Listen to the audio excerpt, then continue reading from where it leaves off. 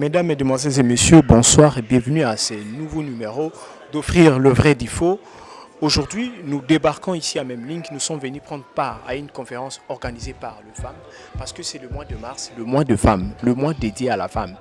Tout au cours de cette conférence, nous sommes venus faire notre boulot, celui de braquer notre microphone aux différentes personnes qui auront à apporter un plus dans cette conférence.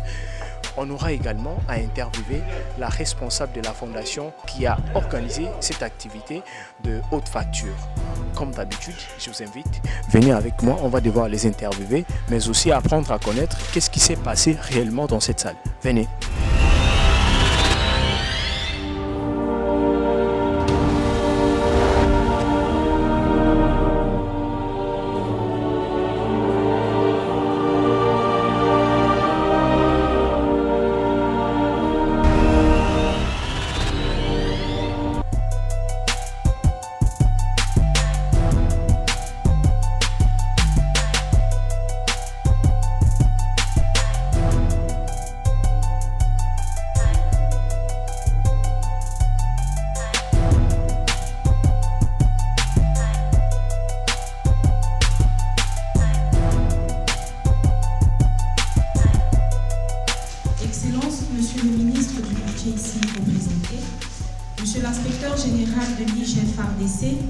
Madame la coordinatrice de la dynamique Femmes debout et présidente de la fondation Alpha Perla, messieurs et dames responsables des organisations de la société civile et hommes de Dieu, distingués invités, mesdames et messieurs, tout protocole observé, bonjour. La journée internationale des droits de femmes, célébrée le 8 mars de chaque année, est toujours une occasion d'appeler à l'attention sur la façon dont les femmes peuvent contribuer au développement du pays.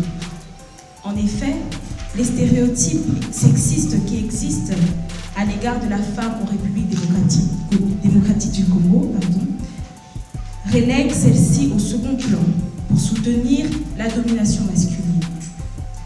Cependant, le thème choisi cette année par le ministère de Genre, Famille et Enfants, je cite, l'éducation numérique, égalitaire pour la paix, l'autonomisation des femmes et des filles en RDC. Encourage la participation des femmes congolaises dans le secteur des technologies à se développer et à mettre en œuvre des solutions plus créatives.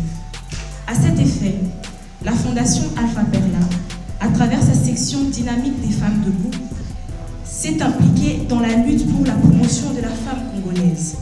L'objectif poursuivi à cette activité qui nous réunit en ce jour consiste à contribuer à l'autonomisation de la femme congolaise à travers les échanges et les partages d'expériences. Alors aujourd'hui, comme vous le savez, tout le mois de mars, mois dédié à la femme, consacré à, on va dire, à la remise en question sur le bilan de tout le combat porté par la femme. Et donc, pour son émancipation, pour son développement, pour son épanouissement. Alors j'ai été conviée pour parler aux femmes, puisque les thèmes c'était principalement femmes debout, construire pour demain. Donc il faut en même temps aider les femmes à se mettre debout, puisqu'on dit toujours debout, debout, mais le debout des femmes, cet appel reste toujours abstrait. Alors il faut passer au concret. Comment une femme peut se mettre debout pour l'avenir, pour construire, pour développer le Congo. C'est ainsi que nous sommes venus modestement parler de notre expérience, de comment nous nous sommes engagés il y a des années pour nous mettre debout et pour essayer de construire pour l'avenir du Congo. Les femmes que vous voyez par exemple à la télé, que vous écoutez à la radio, que vous lisez à la presse écrite, peut-être 2-3 femmes indépendantes, mais elles sont nombreuses qui sont indépendantes financièrement, qui travaillent, qui sont mariées et qui, quand on dit indépendance, ce n'est pas quitter l'autorité de l'homme. Non, non, non. C'est-à-dire, il ne faut pas attendre que l'homme vienne te donner 2000 francs pour que tu achètes les macala quand il n'y a pas de courant. C'est-à-dire que quand il n'en a pas, ou quand il est absent, quand il n'est pas là, tu peux aussi l'aider. Aujourd'hui, on ne reste pas focus sur la beauté physique, mais plus sur la beauté intérieure. Parce que la beauté intérieure en elle, elle apporte plus de développement dans la femme.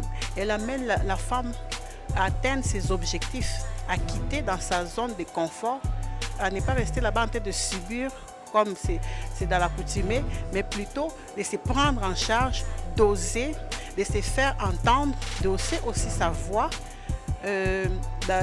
d'aller de l'avant, d'accomplir de grandes choses. Ce que les hommes font, la femme est capable de le faire aussi. Nous, dans notre structure, on a plusieurs activités.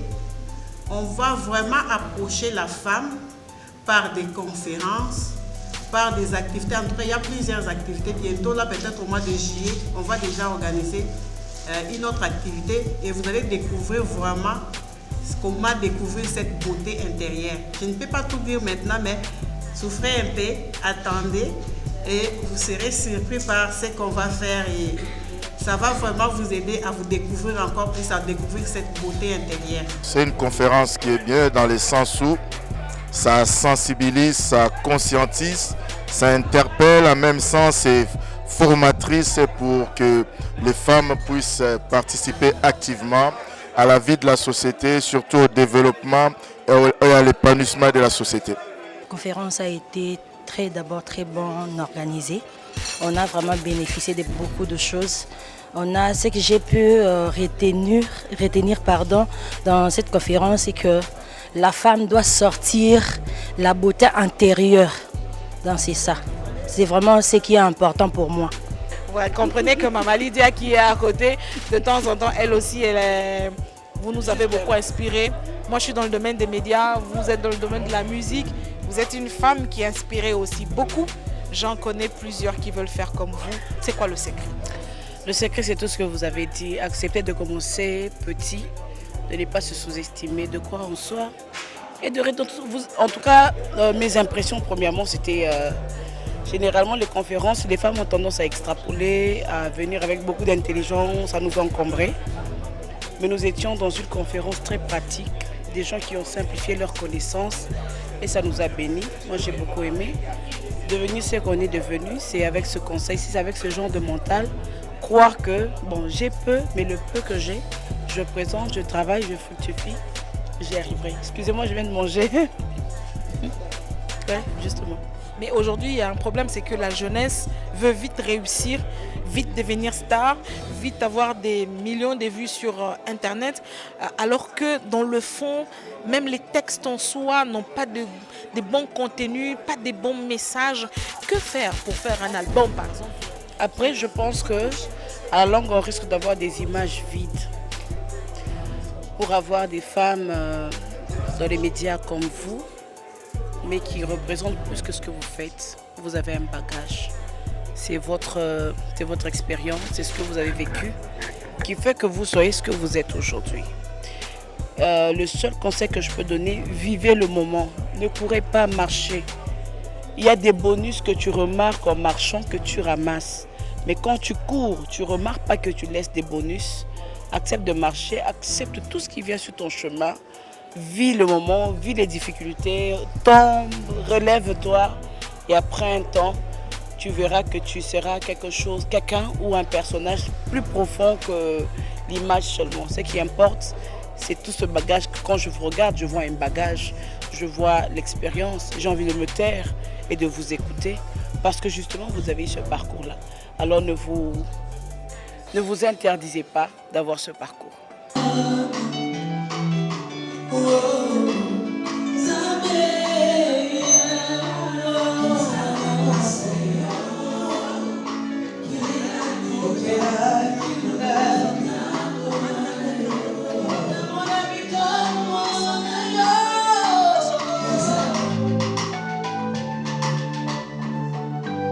Dans le combat de ma vie, il est le grand vainqueur.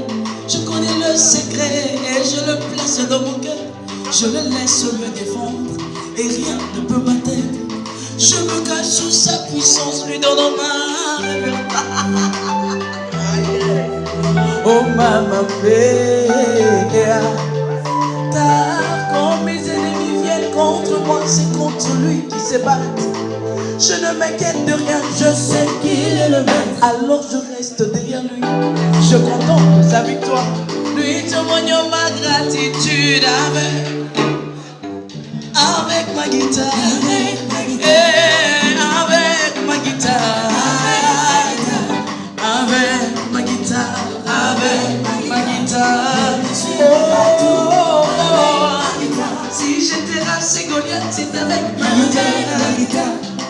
Jéricho est tombé, c'est avec ma guitare. Si je vaincrai, c'est avec. Oh maman,